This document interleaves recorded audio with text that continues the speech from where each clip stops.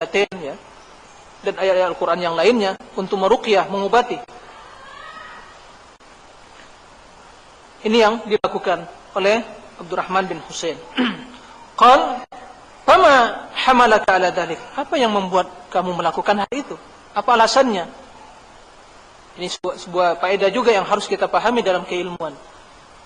Seorang yang ingin mengikuti sunnah, dia sangat kritis dalam beramal dan beribadah. Dia tidak akan ikut-ikutan, tidak taklid, tapi dia cari dalil. Ini kritis yang bermanfaat. Yang positif adalah kita cari dalil. Di sini tatkala saya bin Jubair mendengar pernyataan dari Abdurrahman bin Husain bin Abdurrahman, beliau bertanya, apa yang buat kamu melakukan hal itu? Berarti dia, apa dalilnya? Ini maksudnya. Oleh karena itu, tatkala kita mendapatkan, baik dalam masalah pemikiran, dalam masalah ibadah, kita tanyakan apa dalilnya. Kita tidak mau beramal dengan ikut-ikutan, tidak mau berakidah dengan fanatisme dan sikap fanatik dan taklid. Akidah berlandaskan dalil, ibadah berlandaskan dalil. Kita tanyakan, apa dalilnya? Ini sikap yang harus kita miliki dalam menuntut ilmu. Qultu hadithun haddatsanahu Sya'bi, itu sebuah hadis yang diriwayatkan oleh Sya'bi kepada kami. Sya'bi adalah seorang tabi'in juga, ya, para ulama tabi'in. Qal, wa ma haddatsakum? Apa yang telah diriwayatkan oleh Sya'bi kepada kalian? Qultu, saya berkata, menjawab, hadits haddatsana an Buraidah bin al-Husayb.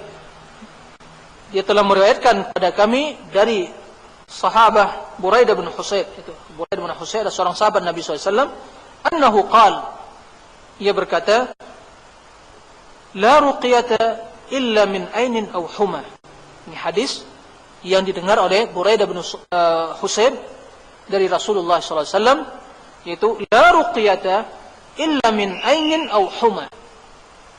Tidaklah diperbolehkan ruqyah, ya, pengobatan secara ruqyah, kecuali dari ainin. Apa itu ainin? Kecuali dari pandangan mata. Jadi al-ain haqqun ayyul ikhwah. Mata akan bisa merusak, bahkan akan bisa membunuh, akan menimbulkan bermacam bentuk penyakit pada jiwa. Tatkala beliau melihat sesuatu yang menakjubkan, dia tidak bertasbih dan mengucapkan subhanallah atau tabarakallah atau masyaallah. Oleh karena itu perhatikan. Bahkan kata Rasulullah SAW, kebanyakan mayoritas dari umatku ini mati disebabkan apa? Penyakit yang ditimbulkan oleh ain. Jadi merupakan sunnah tatkala kita melihat sesuatu yang menakjubkan, sampai anak kita sendiri, bahkan diri kita sendiri kan, masya Allah, tabarakallah, subhanallah, seperti itu. Jangan kita lupa. Terkadang kita lalai sehingga terjadi hal yang tidak diinginkan atau penyakit yang menimpa seorang tadi. Maka dalam hal ini la ruqyata illa min ainin, maka tidak dibenarkan, perbolehkan melakukan ruqyah kecuali dari ainin. Au huma. Huma itu artinya al-ladghah, itu sengatan, gigitan atau sengatan hewan atau yang serangga yang yang sengatan yang beracun atau yang membawa yang berbisa, itu makan huma. Di sini Rasulullah SAW menjelaskan bahwasanya diperbolehkan untuk mengobati penyakit yang disebabkan oleh ainun, itu penglihatan mata, dan juga huma, sengatan hewan yang berbisa, itu dengan ruqyah. Apakah penyakit selainnya tidak diperbolehkan? Bukan ini maksudnya. Ya, diperbolehkan. Seluruh penyakit bisa diobati dengan ruqyah, diperbolehkan dengan ruqyah. Itu dengan Al-Quran, membaca Al-Fatihah dan Mu'awwidhatain dan ayat Al-Quran yang lainnya. Sebab Al-Quran diturunkan untuk apa? Syifa, wa nunazzilu minal Qur'ani ma huwa shifaa'un wa rahmatun lil mu'minin wa la yazidu adh-dhalimina illa khasar. Dan kami menurunkan Al-Quran sebagai syifa, ya, dan rahmah bagi orang yang beriman, dan tidaklah menambah orang-orang yang zalim kecuali kerugian. Jadi boleh mempergunakan ruqyah, ya, melakukan ruqyah untuk pengobatan, baik pengobatan penyakit fisik dan psikis.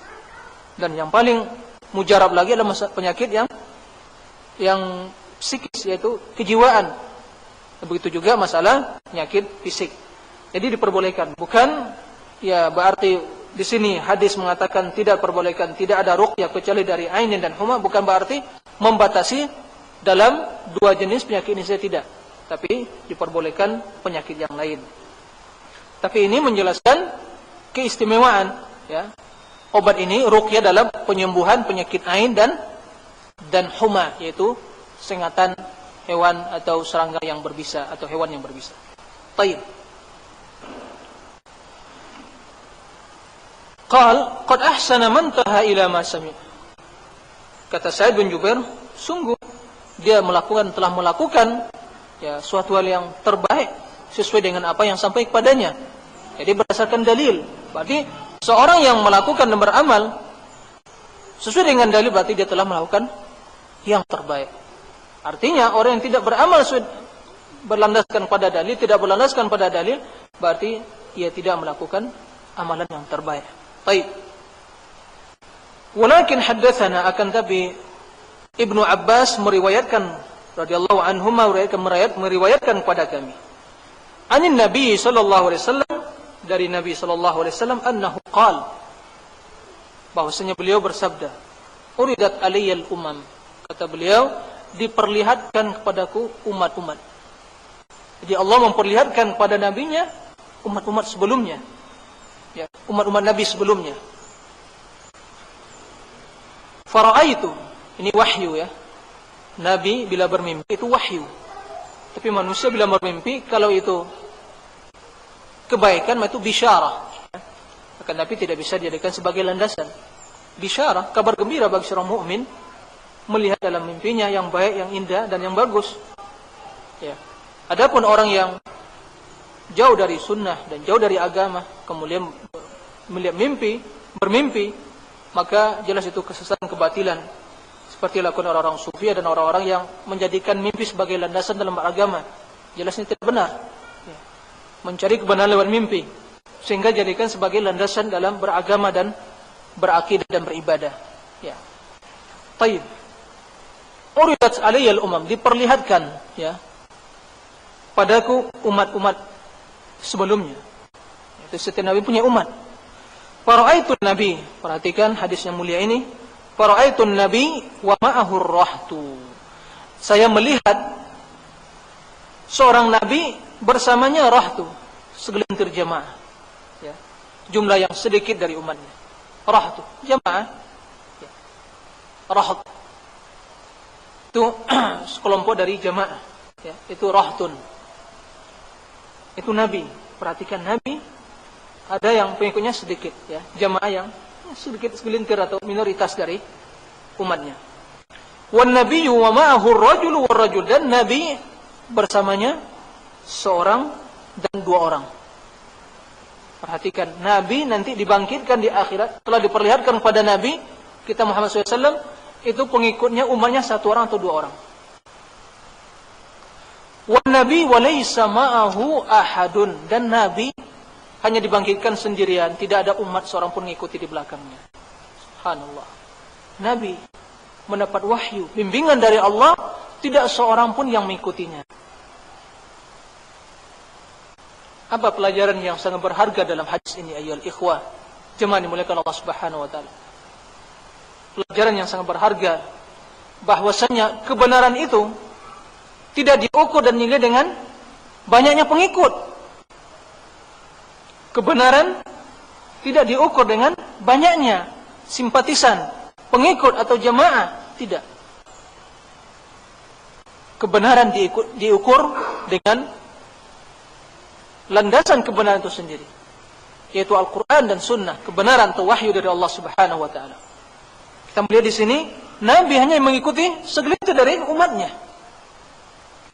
Bahkan Nabi mendapat wahyu, dibimbing oleh Allah, mengikutinya satu orang atau dua orang. Bahkan Nabi tidak ada pengikutnya. Apakah dia tidak berhasil dalam berdakwah? Bukan. Apakah para Nabi itu gagal dalam berdakwah? Tidak. Kenapa demikian? Sebab petunjuk hidayah hanya ada di tangan Allah Subhanahu wa taala. Nabi tugasnya menyampaikan. Wa ma'al rasuli illa al-balaghul mubin. Tidaklah kewajiban Rasul kecuali hanya menyampaikan dengan sejelas-jelasnya. menyampaikan, yang memberikan taufik dan hidayah, petunjuk pada seorangnya Allah Subhanahu wa taala. Oleh karenanya, ini juga sebagai bisyarah, kabar gembira, penghibur jiwa kita. Tatkala kita menyampaikan kebenaran, tatkala seorang dai atau ustaz atau penuntut ilmu menyampaikan kebenaran, tidak ada yang mengikutinya, sekampung dia tidak ada yang mengikutinya satu orang, maka jangan dia bersedih. Jangan dia berkecil hati dan bersedih, bergembiralah. Banyak kebenaran itu selagi Anda berjalan di atas kebenaran, mengikuti al-haq, maka jangan khawatir dan jangan bersedih. Sekalipun yang mengikuti sendirian. Sebagian ustadz atau para penceramah, jika tidak penuh masjidnya, hadir jamaah tidak hadir, maka dia tidak bersemangat menyampaikan ilmu. Kan begitu? Tapi kalau masjidnya penuh, ini baru timbul semangatnya menyampaikan ilmu. Terus bersemangat. Bila tidak datang hanya satu orang, dia mungkin tidak akan mengaji. Bersedih dan merasa tidak ada arti dari kajian atau majelisnya. Kenapa? Sebab mereka mencari apa? Mencari pengikut. Kalau kita dakwah tidak mencari pengikut, kita dakwah menyampaikan kebenaran, sehingga sekalipun yang duduk satu orang kita akan mengaji. Sekalipun tidak ada duduk satu orang di sini akan mengaji. Kita sampaikan ilmu. Sekalipun satu orang, tapi yang duduk sebenarnya banyak. Malaikat juga duduk bersama kita. Sekarang berapa jumlah kita? Ada 20 orang. Yang hadir lebih dari 20 orang. Malaikat juga yang hadir dalam majelis ini. Majelis ilmu. Qala Allah wa qala Rasuluhu. Maka ini modal dan juga penghibur, bagi para duat, para dai, dan juga penghibur bagi seluruh kaum muslimin. Tatkala kita kembali kepada kebenaran, berjalan di atas kebenaran, jangan kita bersedih dan jangan kita merasa cemas. Allah bersama kita, sekalipun yang mengikuti hanya minoritas manusia. Nabi yang dibimbing oleh Allah, mendapatkan wahyu, diperlihatkan pada Rasul, itu yang mengikutinya segelintir dari umatnya, yang mengikutinya satu orang atau dua orang, bahkan tidak ada yang mengikutinya. Bayangkan, tidak ada yang mengikutinya. Sebab keberhasilan, kesuksesan seorang dai dalam berdakwah itu bukan banyak pengikutnya atau para simpatisannya, tidak. Akan tetapi keistiqomahannya di dalam berjalan di atas kebenaran yang dibawa atau yang sesuai dengan kebenaran atau Al-Quran Sunnah. Inilah kemenangan. Inilah kemenangan dalam berdakwah. Seorang berjalan di atas kebenaran sampai ajal menjemputnya, itulah suatu kebenaran. Itulah al-haq yang wajib diikuti. Jadi jangan melihat banyak atau sedikitnya pengikut. Sebab jamaah itu adalah, kata Abdullah bin Mas'ud, mawafaqal haq walau kunta wahdak. Jamaah itu adalah yang sesuai dengan kebenaran sekalipun Anda sendirian. Dan Allah Subhanahu wa taala menjelaskan kepada kita bahwasanya mayoritas manusia berada dalam kebatilan dan kesesatan. Qala Allah Ta'ala, wa in tuti aktsara man fil ardi yudilluka an sabilillah. Jika kamu mengikuti mayoritas manusia yang hidup di permukaan bumi ini, niscaya mereka akan menyesatkan kamu dari jalan Allah. Ini prinsip dasar kita beragama. Inilah salah satu prinsip dasar dakwah ahli sunnah, dakwah salafiyah, manhajus salaf dalam berdakwah. Mereka tidak mencari pengikut. Mereka tidak mencari simpatisan. Yang mereka cari hanya ridha Allah dengan menyampaikan ilmu yang sesuai dengan sunnah Rasulullah sallallahu alaihi wasallam. Ini pelajaran sangat berharga dalam hidup ini. Inilah barometer untuk mengukur dan timbangan untuk menimbang kebenaran tadi. Baik. Idrufi ali sawadun adim, tiba-tiba diperlihatkan, dibuka tabir, diangkat tabir, sawadun azim. Saya melihat sawadun azim, sekelompok yang banyak sekali manusia, sekelompok dari manusia yang sangat banyak sekali, azim, yang sangat banyak.